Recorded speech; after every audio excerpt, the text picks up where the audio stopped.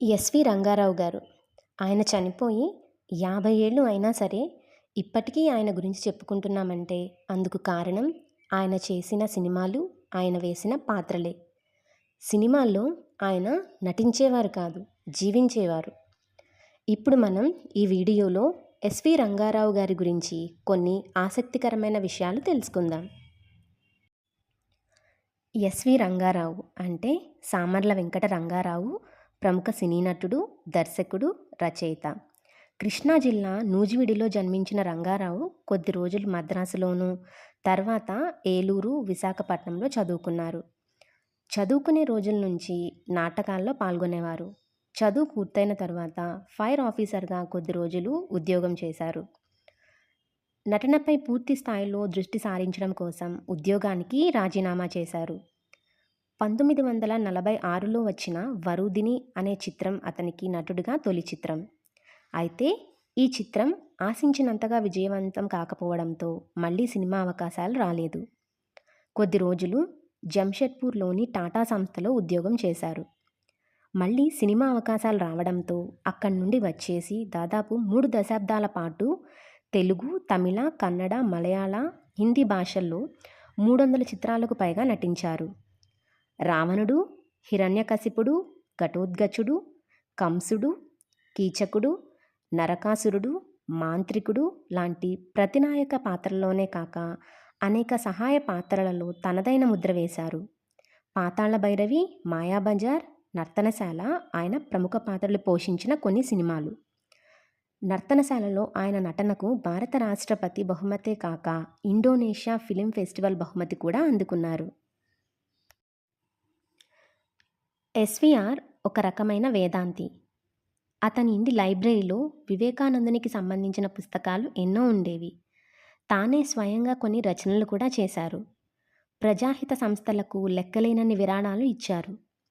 చైనాతో యుద్ధం వచ్చినప్పుడు ఏర్పాటు చేసిన సభలో 10,000 రూపాయలు విరాళం ఇచ్చారు. తర్వాత పాకిస్తాన్తో యుద్ధం వచ్చినప్పుడు కూడా ఎన్నో సభలు నిర్వహించి మిగతా నటులతో కలిసి ఎన్నో ప్రదర్శనలు ఇచ్చి విరాళాలు సేకరించి ఆ డబ్బును రక్షణ నిధికి ఇచ్చారు. ఆంగ్ల చిత్రాల్లో నటించాలని ఎస్వీఆర్ గారికి కోరికగా ఉన్నా అలాంటి అవకాశం రాలేదు. విదేశాల్లో సైతం గుర్తింపు లభించినా స్వదేశంలో మాత్రం తనకు సరైన గుర్తింపు లేదని ఆయనకి కొరతగా ఉండేది. ఎస్వీఆర్ నటించిన బంగారు పాప అనే చిత్రం ఆర్థికంగా విజయం సాధించకపోయినా మంచి చిత్రంగా పేరు తెచ్చుకుంది. ఈ చిత్రంలో రంగారావు గారి నటనను చూసిన చార్లీ చాప్లిన్ ఇలియట్ బ్రతికి ఉంటే చాలా సంతోషించేవాడని అన్నారు. ఇలియట్ రాసిన సైలాస్ మార్నర్ అనే ఆంగ్ల నవల ఈ సినిమాకు ఆధారం. ప్రముఖ నటుడు గుమ్మడి ఆయనను ప్రశంసిస్తూ ఇలా అన్నారు: రంగారావు మన దేశంలో పుట్టడం మన అదృష్టం, కానీ ఆయనకు దురదృష్టం. ఆయన ఏ పశ్చిమ దేశాల్లోనో జన్మించి ఉంటే ప్రపంచంలోని 5 మంది ఉత్తమ నటుల్లో ఒకడై ఉండేవారు. తెలుగు చలనచిత్రంలో గొప్ప నటుల్లో ఒకడిగా పేరు తెచ్చుకున్న అతను చనిపోయినప్పుడు కనీసం ఒక రోజైనా సంతాపంగా థియేటర్లు మూసివేయడమో మరేదైనా గౌరవం ఇవ్వలేదంటూ అభిమానులు బాధపడ్డారు.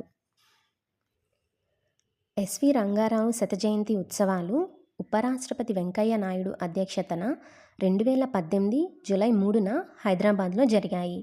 ఈ ఉత్సవాలను 2018 జూలై 3 నుంచి జూలై 8 వరకు హైదరాబాద్ ఫిలిం క్లబ్, సారథి స్టూడియోస్ కలిపి సంయుక్తంగా నిర్వహించాయి. 2018 జూలై 3న ఆంధ్రప్రదేశ్ ముఖ్యమంత్రి చంద్రబాబు నాయుడు ఏలూరులో 12.5 అడుగుల ఎత్తైన రంగారావు కంచు విగ్రహాన్ని ఆవిష్కరించారు. ఏలూరులో ఎస్వీఆర్ మ్యూజియం ఏర్పాటు చేస్తామని కూడా హామీ ఇచ్చారు. 2013లో భారత తపాలా శాఖ భారత చలనచిత్ర పరిశ్రమ శతవార్షికోత్సవాల సందర్భంగా ఎస్వి రంగారావు చిత్రంతో తపాలా బిళ్ళ విడుదల చేసింది. 1974 ఫిబ్రవరిలో హైదరాబాద్లో గుండెపోటుకి గురై ఉస్మానియా ఆసుపత్రిలో చికిత్స పొందిన రంగారావు ఆరోగ్యవంతుడై తిరిగి వచ్చారు. వైద్యులు ఆయనకి విశ్రాంతి అవసరమని సూచించినా నటించడం మాత్రం మానలేదు.